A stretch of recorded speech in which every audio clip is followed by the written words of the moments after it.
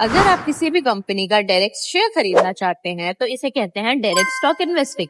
सो hello ji, welcome है आपका day 9 of the series investment for beginners में।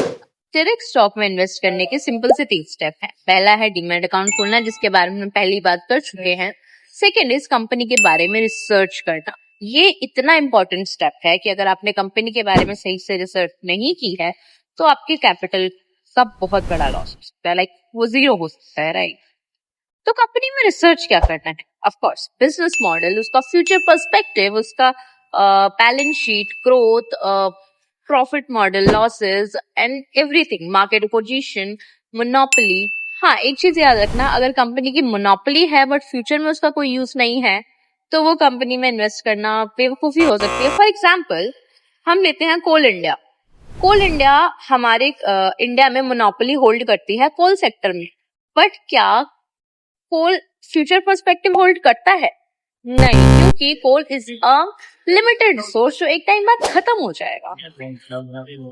सो थर्ड स्टेप इज शेयर को buy करना। दैट्स इट, इतना ही इजी है एक शेयर को बाय करना या डायरेक्ट स्टॉक में इन्वेस्ट करना। वन मोर थिंग, मैंने जिस भी रील में किसी भी एग्जांपल में कोई भी शेयर का नाम लिया है, that's not my investment recommendations, these are just an example. Direct stock में इन्वेस्ट करने के 3 सिंपल से स्टेप हैं। फर्स्ट इज डीमैट अकाउंट खोलना, सिंपली किसी ब्रोकर के साथ जिसके बारे में हमने पहले ही बात कर ली है। सेकेंड, इस कंपनी के बारे में रिसर्च करना, इस कंपनी का बिजनेस मॉडल, प्रॉफिट, ग्रोथ, डेब्ट, loss, market position, future projects, everything.